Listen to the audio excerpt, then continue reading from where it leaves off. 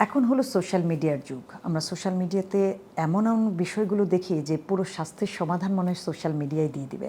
Trend হিসেবে দেখবেন যে how to lose the weight, এই বিষয় নিয়ে অসংখ্য পেজ আছে এবং একেকজন একেকভাবে পরামর্শ দিচ্ছে।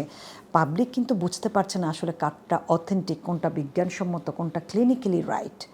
সো আপনি যদি আপনার ওজনটাকে কমাতে চান, এই যে অনেকে আছে শুধুমাত্র তার প্রচারণার জন্য বিভিন্ন ধরনের প্রোডাক্ট তিনি সেল করছেন এবং বলছেন 100 কেজি থেকে 65 কিলোতে চলে আসবেন আপনি 2 মাসে, 3 মাসে বা 1 মাসে 7 কিলো ওজন কমিয়ে ফেলেন, এই প্রোডাক্টটি খান, অথবা আপনি ইন্টারমিটেন্ট ফাস্টিং করেন বা আপনার কিটো ডায়েট করেন।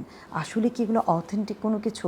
অনেক জেনারেল পিপল আছেন, তারা কিন্তু সোশ্যাল মিডিয়া দেখছে, তার পাল্লায় পড়ছে, কিন্তু তিনি বুঝতে পারছেন না। উপরন্তু দেখা যায় যে এই সোশ্যাল মিডিয়ার পাল্লায় পড়ে অনেকে কিন্তু তার স্বাস্থ্যহানি ঘটাচ্ছে, বিভিন্ন ধরনের জটিল রোগে তিনি আক্রান্ত হচ্ছেন, কারণ তিনি তার শরীরের অবস্থা না বুঝেই সোশ্যাল মিডিয়াতে দেখে দেখে অনেকে কিন্তু ডায়েট করছেন ওজন কমানোর জন্য এবং অনেক ধরনের প্রোডাক্ট পারচেস করছেন। সো এই যে প্রোডাক্ট আপনি পারচেস করছেন, আপনি কি জানেন আপনার বডিতে জন্য এটি ভালো কিনা, এর অথেন্টিক কোনো বিষয় আছে কিনা? আপনি যখন ওজন বাড়াতে পেরেছেন, নিজে না বুঝেই ওজনটা বেড়ে গেল, আপনি কমানোর সময় ডেফিনেটলি একটা পরামর্শ নিতে হবে। আপনার ধরেন কিডনিতে সমস্যা, লিভারের সমস্যা, হার্টের সমস্যা, ডেফিনেটলি আপনি ফিজিশিয়ানের কাছে যাবেন। তখন কিন্তু আপনি সোশ্যাল মিডিয়া দেখে দেখে হার্টটাকে ভালো করতে পারবেন না, সোশ্যাল মিডিয়া দেখে আপনার সুগারটাকে কন্ট্রোল করতে পারবেন না। সেরকমই কিন্তু আপনার ওয়েট কন্ট্রোলটা কখনো সোশ্যাল মিডিয়া দ্বারা হবে না। প্রত্যেকটা মানুষ কিন্তু পার্সোনালাইজড থাকে। সো এই পার্সন টু পার্সন ভ্যারি করে। আমরা যখন একজন পেশেন্টকে দেখি, আমাদের কাছে যখন আসে অতিরিক্ত ওজন নিয়ে, ওজন ছাড়াও তার কিন্তু অনেক ধরনের কমপ্লিকেশন থাকে। স্কিনটা নষ্ট হয়ে গেছে, ব্রণ হয়েছে, চুল পড়ে যাচ্ছে, মেজাজ খিটখিটে হয়ে যাচ্ছে, ঘুম চলে গিয়েছে, তিনি শ্বাসকষ্টে ভুগছেন, হাঁটতে পারছেন না, পা ব্যথা, কোমরে ব্যথা। এই যে শারীরিক এই কমপ্লিকেশনগুলো, তাকে সোশ্যাল মিডিয়ার এই ট্রেন্ডি টিপসগুলো দেখলেই সমাধান হয়ে যাবে?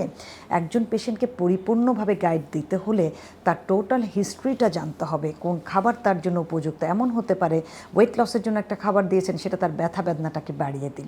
এমন হতে পারে তার চুল পড়া আরও বেড়ে গেল। তাই ট্রেন্ড দেখে যারা ওজনটাকে কমান, খেয়াল করে দেখেছে, তারা অনেকেই আমাদের চেম্বারে যখন আসেন, চুল একেবারে পড়ে নাই হয়ে গেছে, হয়তো পর্যাপ্ত প্রোটিন জিঙ্ক তার ছিল না, মেজাজ এত খিটখিটে, অনেকে প্রচণ্ড ডিপ্রেশনে ভুগছেন, তার স্কিনের পুরো গ্লোয়িং এবং শাইনি বিষয়টাই চলে গেছে। সবাই তো নিজেকে সুন্দর দেখতে চায়।